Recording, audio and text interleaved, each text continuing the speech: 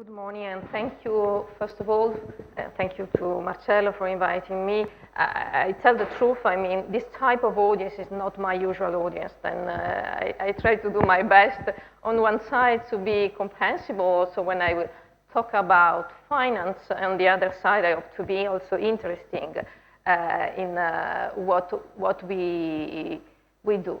Then this is a joint paper with Daniele Bianchi, that it was a postdoc here in Venice 2 years ago, and now he is at the Business School of Warwick, a colleague, Roberto Casarin, here in Venice, and Massimo Guidolin in Bocconi. The paper relates to the financial system, and then the main idea is how is possible on one side to modelize the system, essentially the financial system, or we can say the economic system, since we do not only consider financial institutions in the market, but they are represented anyhow through their stock price, and then anyhow we are related to the financial system. And what we want to do is to modelize on one side contagion. Now we say immediately what is the meaning of contagion, also if I mean the usual meaning of contagion can help in understanding what we are doing, and systemic risk. The definition of contagion. Then we have to remember that when you work in finance, and then you think to manage a portfolio, for example, then you have different assets, financial assets in your portfolio. What you want to be able to do is to reduce the risk of this portfolio. What is the meaning to reduce the risk? You want to reduce the variability of the price of this portfolio. Clearly, the way in which you select your asset to put in the portfolio, take into account the covariance and the way in which these assets move together when the market is open, clearly. And what you usually try to do is to select assets and to select financial assets in such a way that this covariance, this relationship is not positive but is negative, essentially. You try to do your best, or at least you try to reduce this covariance. Otherwise, when the market is in difficult moments, I mean, you will see that all the variability of your portfolio, since all the assets, I mean, so a growing risk and then a growing variability, okay? Then when you talk about contagion, the contagion is defined as the moment, or then the period in which, I mean, the usual relationship among the assets, the financial assets, break down. And then what you see is a different type of relationship among the assets. And usually what you see it is an increase in this relationship. Then what you observe when we risk contagion is that the covariance, then the risk that they move together, I mean, change, and usually you're worried about the case in which this change by increasing, okay? And for us then, what we want to do is to describe the network among the different firms in the market through a graph, a network, clearly. And we want to see when there is this shift in this relationship. And clearly, these shifts in the contagion idea are mainly related of the strength of these linkages, okay? I mean, in the financial literature, there is quite a long tradition. I mean, it starts from the crisis at the end of the 90s, and there is, in finance, this well-known paper by Forbes and Rigobon. But after, I mean, there has been really a lot of work on this area. And more recently, more recently, it is from the last big financial crisis, we can say, in 2007, 2008, where the problem of contagion translates in a systemic risk. What is the systemic risk? Systemic risk means that I mean, also in finance, it's difficult to find people that agree on the same definition. But anyhow, let's try to say a few words on this. Clearly, what we see, it is a system. It is a system of different financial institutions. And what you are worried about is that this system is able to continue to functioning in a normal way or in a possible way, what I can say. I mean, from your point of view, probably is the fact that the system is able to work or not, okay? And in our perspective, when the contagion is not simple the fact that the cross variability and the variance, the covariance among the different financial assets increase, but it become for all the financial assets positive and high. This means that the financial system is no more able to work properly, and this is the problem of systemic risk. The paper clearly, it is a paper in finance to take into account the fact that different assets, financial assets in the market, move according to what is called systematic risk. And then the important thing is to understand the difference with systemic risk. Systematic risk is what you can price. I mean, it is the risk that you find in the market, but anyhow you are able to, on one side, measure it and then price it, okay, while the systemic risk is what you usually are not able to price, and then you have to take into account it in a different way.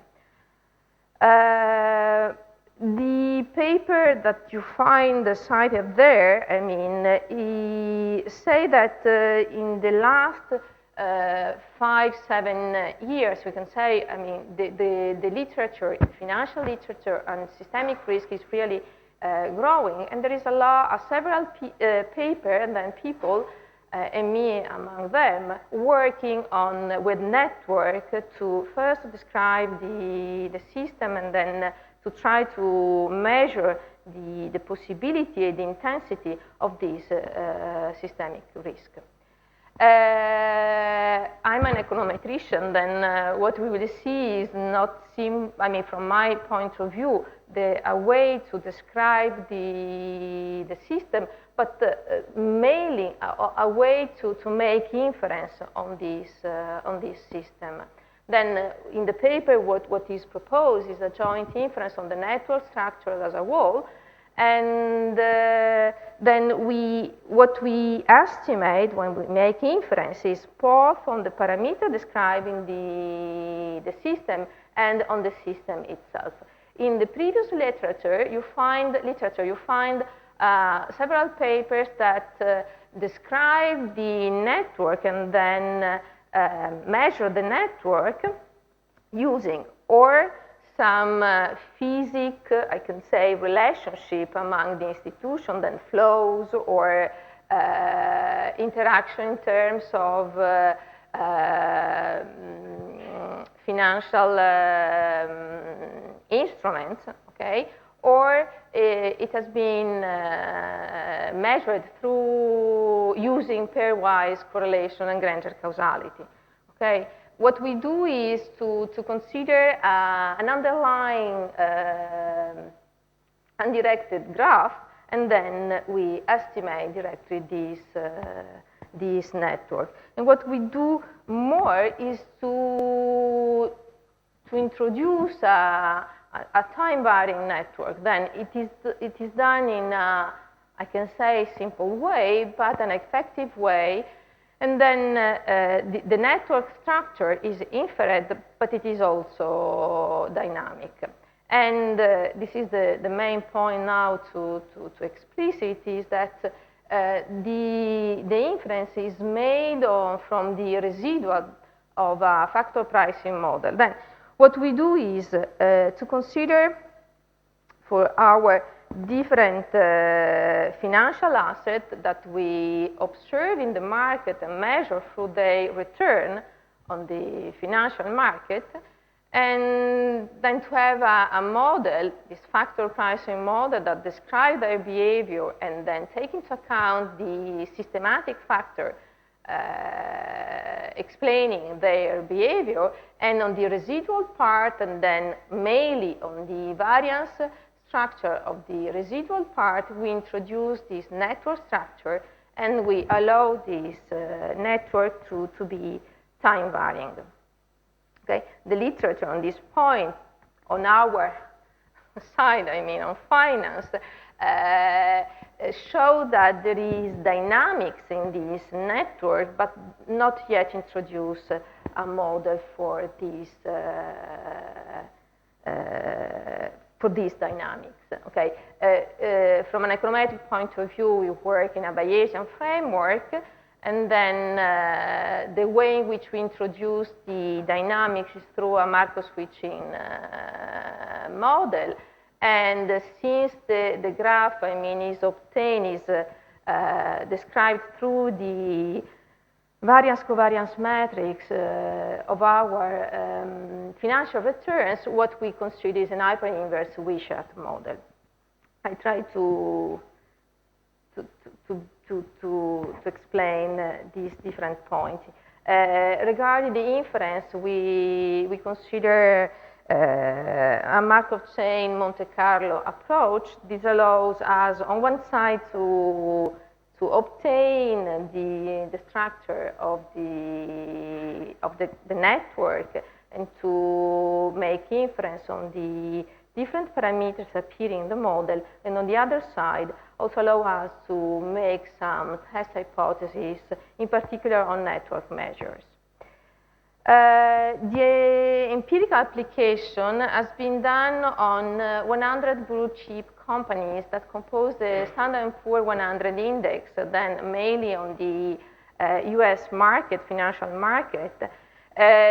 Since we take 15 years of historical data, we prefer to select and to reduce the sample to 83 companies in such a way to have them in all our, the observation for these companies in the whole sample.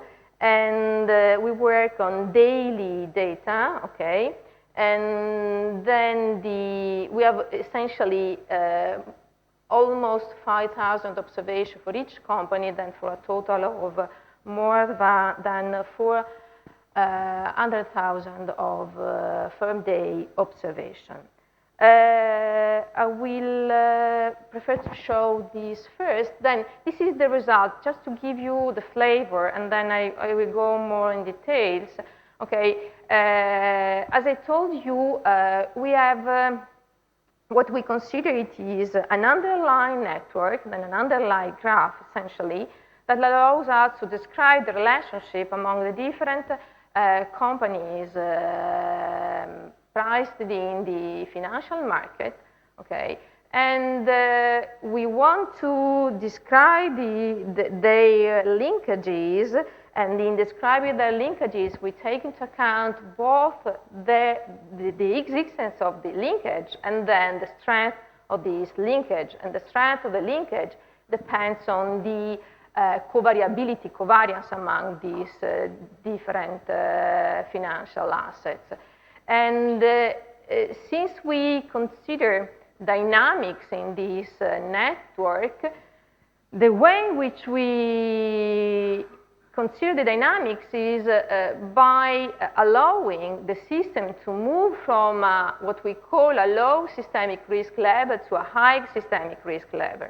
The high systemic risk level is usually described, I mean, in the literature, usually described when you have more concentration. What I have in mind is the fact that there is more linkages and the strength of these linkages increase, as I told before, and these make the system, the financial system, more fragile than the period that we can call normal period of low systemic risk level. Clearly,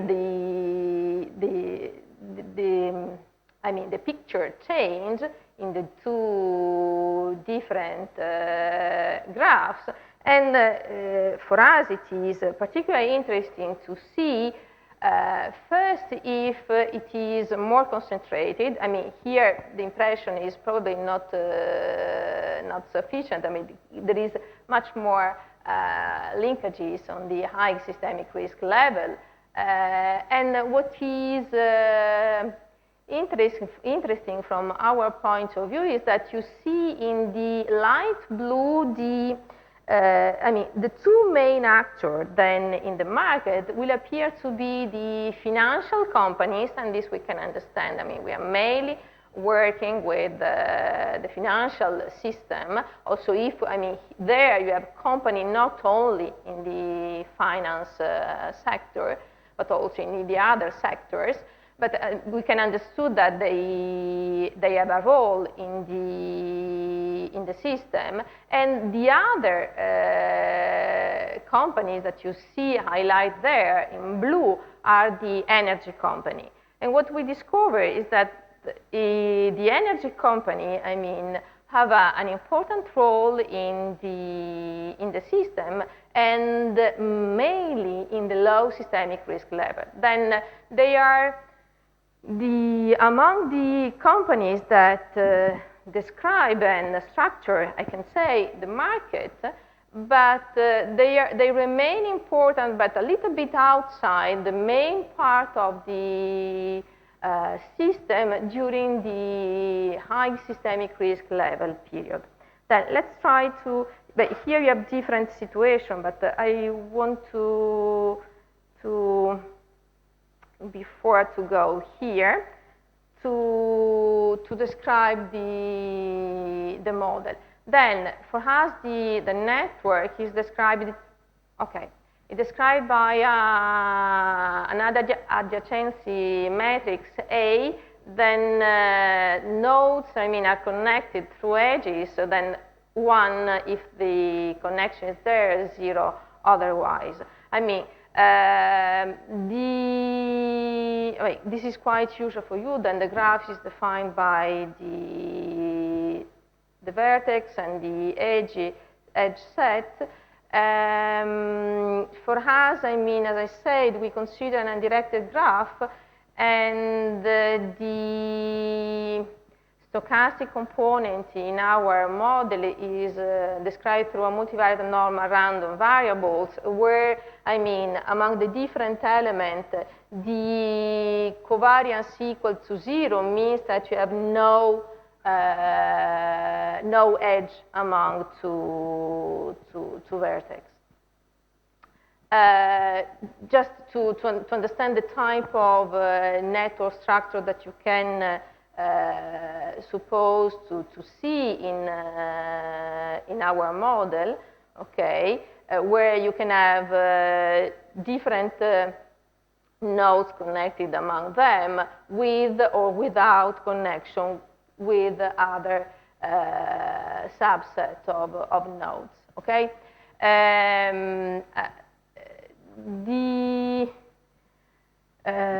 What you find there described is the variance, the complete variance, that is a measure of risk of the system, where in the middle, the sigma is the variance covariance matrix, and describe the variability and the covariability of the different returns on the financial assets in the market. And WT are the market weights and the presence of these assets in the market. Okay,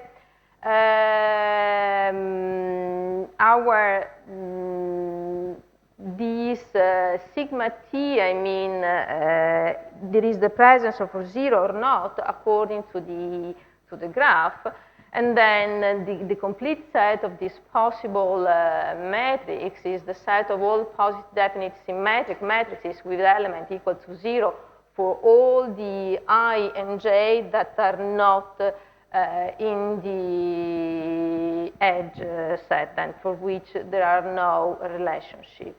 Okay, for each of our institution then in the market and in our sample, we can compute the marginal contribution of this institution, and it is done by using On one side, I mean, this is the impact of the institution I on the variance of the system. Then it depends on the fact that there is several relationship with the other asset and its own impact.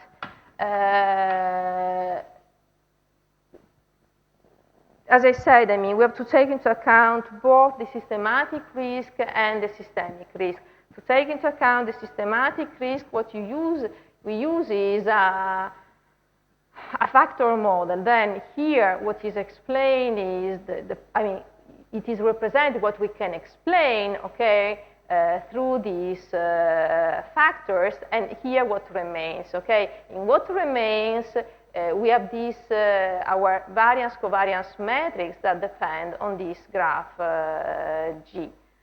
Okay, what we now have is that, as I said, normal random errors, beta t are the time-varying exposure to systematic risk, while as sigma t represent the covariance matrix that depends on this graph. Okay, as I said, we consider Markov switching graph, and then the Markov switching the Markov switching is described as this ST variable that is a Markov chain process with residual probability. It is a Markov process of order 1. Then the probability to be in I depends on the probability to be in T minus 1 in I or J. Okay, and you have the transition matrix. Okay, and what is the interesting point is that we fix, I mean, we make the model in such a, we do not fix, since we allow the model to estimate, but I mean, the label of the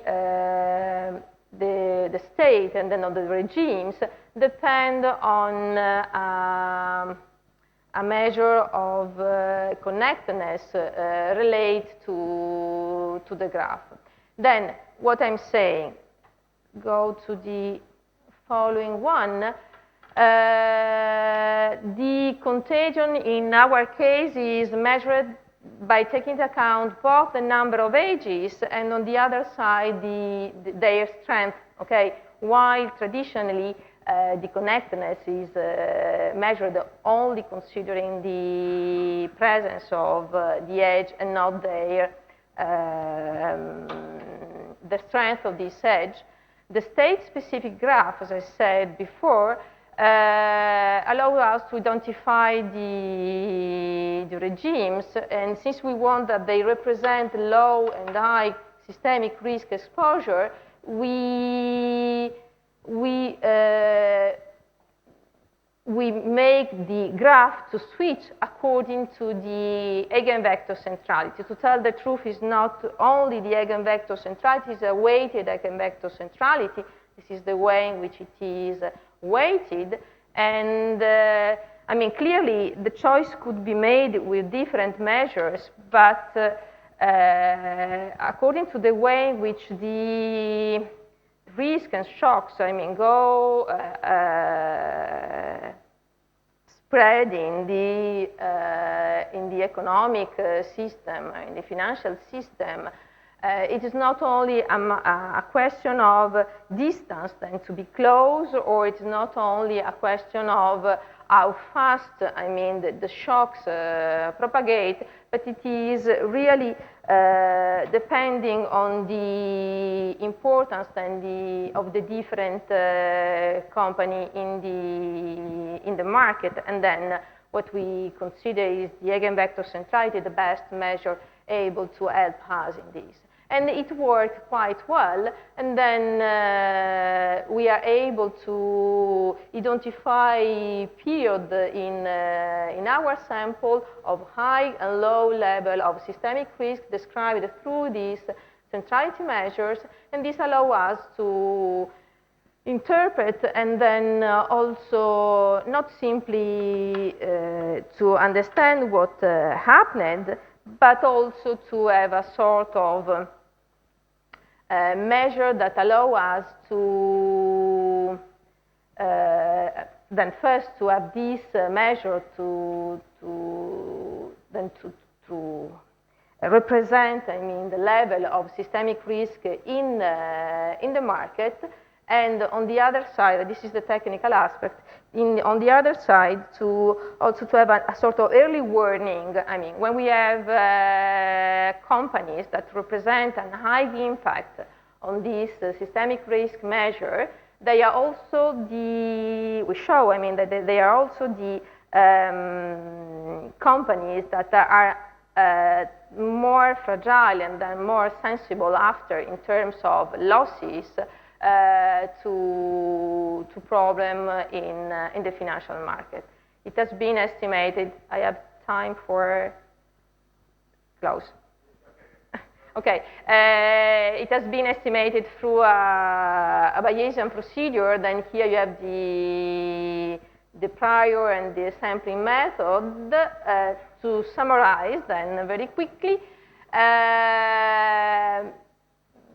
what we do is to work with the economic system, say, to describe it through a network, a graph model.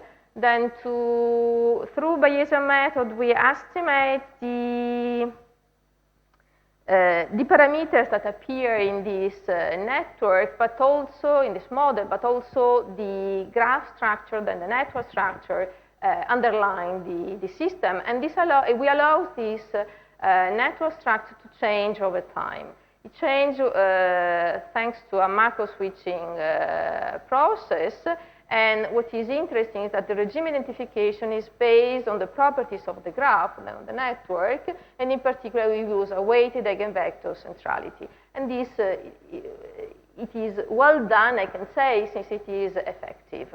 And I mean, there are several robustness checks in the paper, since we have to control that the impact of the different companies does not depend on their dimension. I mean, probably you have heard about this problem, too big to fail. I mean, if a company is too big, it's difficult to think that it can disappear, I mean, from the market.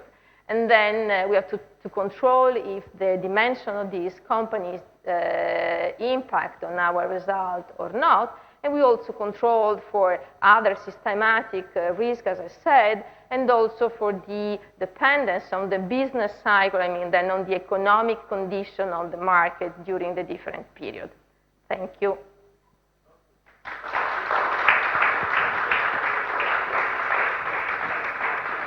So, any question for the speaker? No question? So I have a question for you. So my question is about how you are going, so if you have plans to validate this with real data sets? Yeah, it has been validated on real But I mean in terms of network dynamics. Because the network dynamics is like a Markovian, if I understood correctly, is a Markovian process without memory. With a short memory, not without memory, a short memory. Yes. So if you are thinking about using realistic network dynamics for that? I mean, it has been realistic. When you say realistic, you are thinking about the possibility to first estimate the network and then, I mean, this is something that we have already done. I mean, since previously we worked by first estimating the network and then seeing the impact. I have other paper on this type of topic. But here in this, the idea was to a first attempt on our side to see if it was possible to have dynamic, to modelize directly the dynamic of the network. And the simple way that we can see, I mean, to that is to use this Markov switching process. And I repeat, what is interesting is to find and then to use properties of the network, the graph, to characterize and then to I mean, to allow the Markov switching process to identify the correct dynamics. Okay. Okay. Thanks. Thank you. Other questions from the audience? Otherwise, let's thank again the speaker.